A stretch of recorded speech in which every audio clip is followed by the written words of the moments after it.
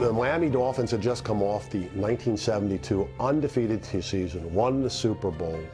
So I'm going down there to play on the world champion Miami Dolphins. I'm the 7th round draft pick. There's 6 picks before me that are down there. And if I had done the math and I was really a smart guy, I would have figured out there's no way I'm going to make this team. It's a week before the opening of the season, and it's Tuesday, and I'm on all the special teams. I don't know what that means. But Larry Zonk and Jim Kick and a couple other guys who had befriended me, they knew what it meant. That meant it was a dress rehearsal. If I was on the special teams on Tuesday, a week before the first game, I had made the final cut. It was a day later I was called into Shula's office, and he said, I got good news for you and bad news. And the bad news was they decided to go with a defensive end that had been cut by the Jets. So because of that little instance, I was out.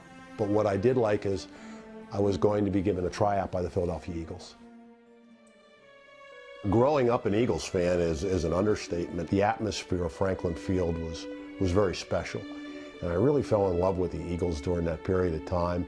My passion grew so much that at like age 13, my dad and my uncle and my brother, we would go to training camp, which was in Hershey, Pennsylvania. And this one particular day, I had one priority, and that was to get a couple autographs, and the 2 guys hot on my list were Tommy McDonald and Sonny Jurgensen. Let me fast forward you. Billy Kilmer was the starting quarterback for the Washington Redskins. Steve Zabel was the starting outside linebacker, and I was his backup. And during the course of the game, Steve tore his Achilles tendon. And I went into the game, and I played all of the 3rd quarter, and then Billy Kilmer got hurt. Got my call defensively, got in my position, and breaking the huddle was number 9, Sonny Jurgensen.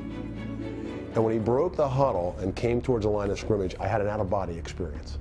Because here I was as a 12 or 13-year-old getting his autograph. And here was this guy with a pot belly, a 1 single bar face mask, coming out and looking over the defense like he knew where we were all going. And I just said, I can't believe that I'm playing against the guy who was once my idol. So that was why it was always special for me, you know, to be playing with the Philadelphia Eagles, because it was a team I idolized coming up. We were playing an exhibition game in 1975 against the Pittsburgh Steelers again up in Pittsburgh. And in this exhibition game, I believe the guy that was returning the punts was Lynn Swan. And the first time I hit him, I caused a fumble. And I had beat a big tackle. I don't remember his first name. His last name was Reeves. So it was either the 3rd or 4th time, and this time somebody signaled for a fair catch, so it went over their head. And I again had beat Reeves down to the ball, but I was circling the ball as it was going, you know, it was coming to a halt, and I was going to down him. And I made the major mistake of not protecting myself, of not keeping my head on a swivel. Reeves had never stopped running and caught me in the left shoulder from an unbelievable angle and lifted me off the ground with himself. We were both airborne, and then I hit the ground again with him driving me into the AstroTurf. My shoulder was never the same then. And the theory that I got from a Dr. Ralph Markov in New York is that I probably had a small tear in my rotor cuff area or my labrum, and my regular body scar tissue would try to heal that during the week, and then I would run down in the punts and kickoff the following Sunday and re-injure the tear. Well, my body had the unique ability to produce a scar tissue by the name of desmoid. Desmoid has one really bad property: it never stops growing. And then what happens is it continues to overgrow the scar area. It will compete for territory within the body. It will strangle off blood vessels, it will strangle off organs. Now, 12 doctors had probed me like you don't even want to be probed. They had touched this thing, pressed it, cajoled it, pushed it, you know, taken a look at x-rays. MRIs weren't around then. They had sample tissue. They were still misdiagnosed.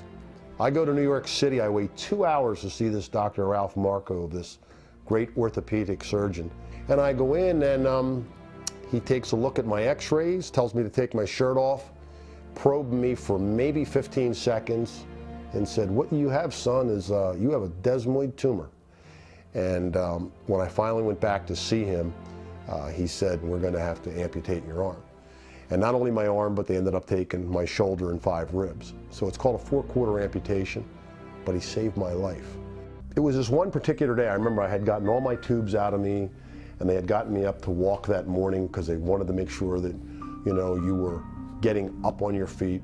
So I was happy to be alive. But then I had some time to sit by myself, and I actually started to wonder about, life now going forward. And, I'm playing professional football and for your favorite football team and being on top of the world for a couple years.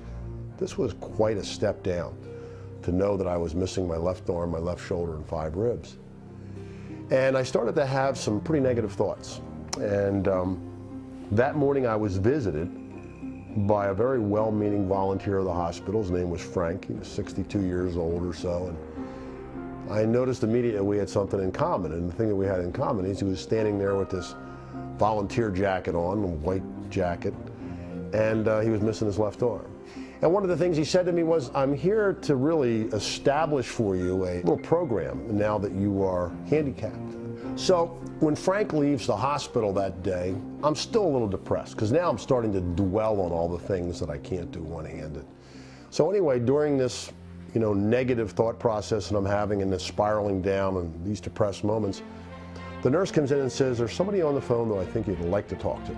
And I got on the phone, and it happened to be a guy by the name of Rocky Blyer. Now see, prior to getting on the phone with Rocky, everybody that had come into my room that day or the day before had been very empathetic, very sympathetic. We're praying for you, sorry to hear about this. Oh my goodness, how do you feel?